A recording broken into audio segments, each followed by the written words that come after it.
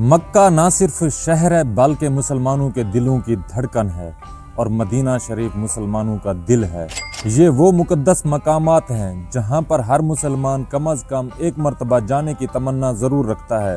مسجد الحرام کے آس پاس وہ کون سی زیارات ہیں جن کے بارے میں بہت کم لوگ جانتے ہیں؟ خانہ کعبہ کو کتنی بار گرا کر تعمیر کیا گیا اور حرم کے ارد گرد لوگوں کی زندگی کیسی ہے، یہ جانیں گے اس ویڈیو میں۔ مکہ شہر کا آفیشیل نام مکہ مکرمہ ہے۔ اس کا قدیم نام باقا تھا اور اس کا ذکر قرآن پاک کی سورت آل عمران آیت نمبر 96 میں بھی آیا ہے۔ مکہ شہر کی کل آبادی 20 لاکھ کے قریب ہے اور یہ سعودیہ عرب کا تیسرا سب سے زیادہ آبادی والا شہر ہے۔ مکہ شہر کا کل رقبہ 1200 مربع کلومیٹر ہے۔ یہ سعودیہ عرب کا سب سے مقدس شہر ہے اور یہ مسلمانوں کے لیے روحانی مرکزی اہمیت بھی رکھتا ہے۔ اسلام کا سب سے مقدس مقام خانہ کعبہ اس شہر میں موجود ہے۔ اس جگہ کو مسجد الحرام بھی کہا جاتا ہے۔ مکہ وہ شہر ہے جہاں ہمارے پیارے نبی حضرت محمد صلی اللہ علیہ وآلہ وسلم کی پیدائش ہوئی۔ اسی شہر میں قرآن پاک کی سب سے پہلی آیات بھی نازل ہوئی۔ ہر سال لاکھوں مسلمان اسلام کا 5واں بنیادی رکن حج ادا کرنے بھی اسی شہر میں آتے ہیں۔ اس کے علاوہ لاکھوں مسلمان سارا سال عمرہ بھی ادا کرتے ہیں۔ مکہ شہر جدہ سے 80 کلومیٹر کے فاصلے پر واقع ہے۔ آپ صلی اللہ علیہ وآلہ وسلم کی زندگی کا بڑا حصہ مکہ میں گزرا ہے۔ اسی وجہ سے مکہ شہر میں بہت سے ایسے مقامات ہیں جو آپ صلی اللہ علیہ وآلہ وسلم کی حیات مبارکہ سے تعلق رکھتے ہیں۔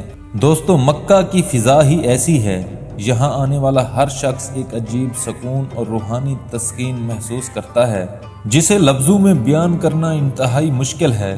یہ شہر امن اور اللہ کی عبادت کا مرکز ہے۔ یہاں ہر طرف اللہم لبیک کی صدائیں بلند ہوتی ہیں کہ اے اللہ میں حاضر ہوں۔ اس جگہ آنے کے بعد انسان کے جتنے مرضی گناہ ہوں اللہ کی قدرت کے سامنے ریت کے ذرے کے برابر لگتے ہیں۔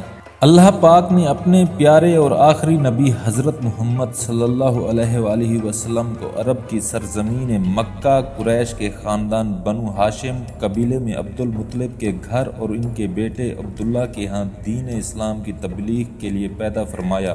اس دور میں خانہ کعبہ کے اندر بھی بت موجود تھے، لیکن اسلام آنے کے بعد خانہ کعبہ کو بتوں سے پاک کر دیا گیا۔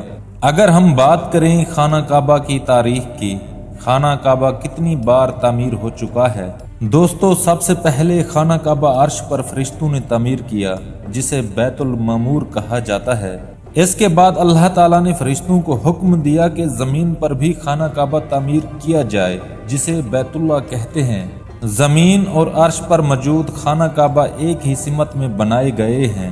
مکہ شہر کا علاقہ پہاڑیوں پر مشتمل ہے۔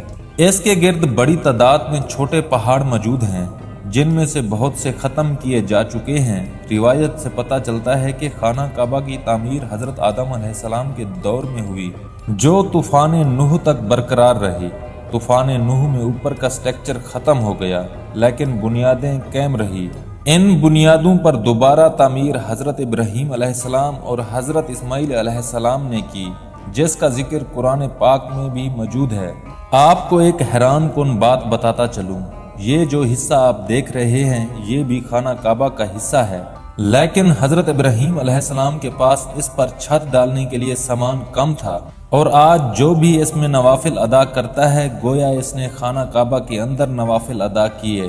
حضرت ابراہیم علیہ السلام کی تعمیر سے پہلے خانہ کعبہ کے 2 دروازے تھے، لیکن نئی تعمیر میں ایک دروازے کو بند کر دیا گیا۔ آپ صلی اللہ علیہ وآلہ وسلم کے بعد حضرت عبداللہ بن زبیر نے اس کو مکمل طور پر دوبارہ تعمیر کیا اور حتیم کا حصہ بھی اندر شامل کر لیا۔ حضرت عبداللہ بن زبیر کی 6 سال حجاز میں حکومت رہی اور آپ 692 عیسوی میں شہید ہو گئے۔ اس کے بعد دوبارہ خانہ کعبہ کو مسمار کیا گیا، حتیم والے حصے کو گرا کر باہر نکال دیا گیا، اور آج جو تعمیر آپ دیکھ رہے ہیں اب تک وہی چل رہی ہے۔ اس کی آخری تعمیر حجاج بن یوسف کے دور میں ہوئی۔ دوستو، دنیا کی سب سے بڑی مسجد مکہ شہر کے مرکز میں موجود ہے جسے مسجد الحرام کہا جاتا ہے۔ اس مسجد میں 40 لاکھ سے بھی زائد لوگ ایک وقت میں نماز ادا کر سکتے ہیں۔ اس کے علاوہ 1,60,000 لوگ ایک وقت میں خانہ کعبہ کا طواف بھی کر سکتے ہیں۔ اس مسجد کے 210 گیٹ ہیں جو کہ چاروں اطراف میں موجود ہیں۔ دوستو، کیا آپ جانتے ہیں 2024 میں 11,85,00,000 لوگوں نے عمرہ ادا کیا۔ دوستو، ابراہیم خلیل روڈ سے چلتے ہوئے آپ 79 نمبر کنگ فہد گیٹ پر پہنچ جائیں گے جو صرف عمرہ زائرین کے لیے گیٹ ہے۔ اس کے علاوہ 1 نمبر گیٹ جس کا نام عبدالعزیز گیٹ ہے، یہاں سے بھی آپ عمرہ کے لیے جا سکتے ہیں۔ 79 نمبر گیٹ سے داخل ہونے کے بعد آپ نظریں جھکا لیں اور چلتے جائیں۔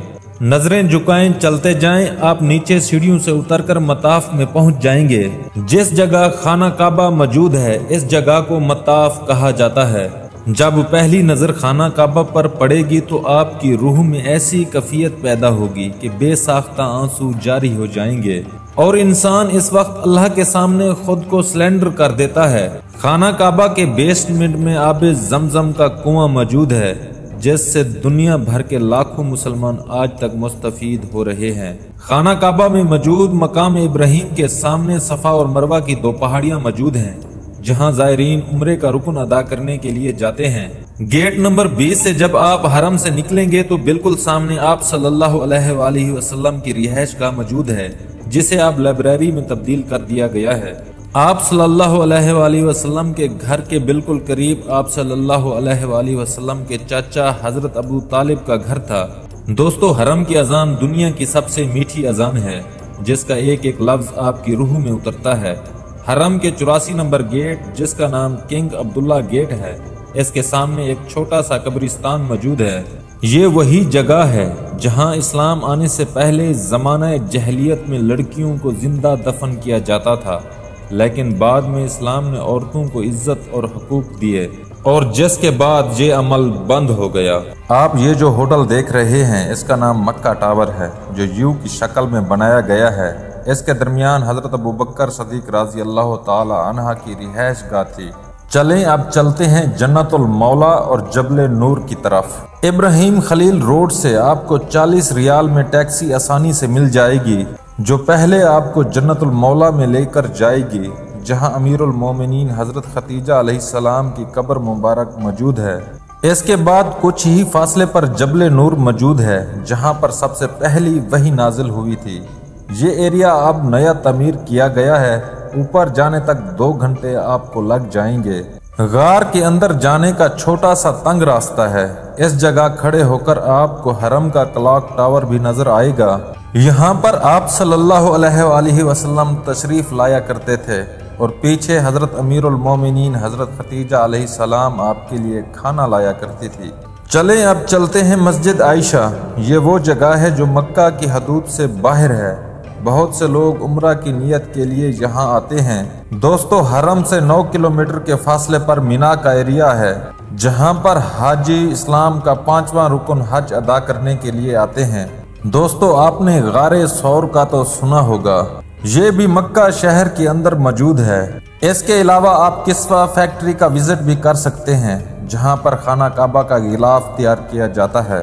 دوستو، اب مکہ شہر کے کسی بھی کونے میں چلے جائیں آپ کو کلاک ٹاور ہمیشہ نظر آئے گا۔ 601 میٹر اونچا یہ دنیا کا سب سے بڑا کلاک ٹاور ہے۔ 2004 میں کنگ عبدالعزیز نے اس کلاک ٹاور کی تعمیر شروع کروائی۔ کلاک ٹاور کی تعمیر کا کام بن لادن کمپنی کو دیا گیا۔ دعا ہے اللہ تعالیٰ اپنے گھر کی زیارت ہر مسلمان کو نصیب فرمائے، آمین۔ دوستو، یہ تھی آج کی ہماری انفارمیٹو اور دلچسپ ویڈیو۔ آپ کو ویڈیو کیسی لگی؟ کمنٹ میں اپنی رائے کا اظہار ضرور کریں۔ شکریہ۔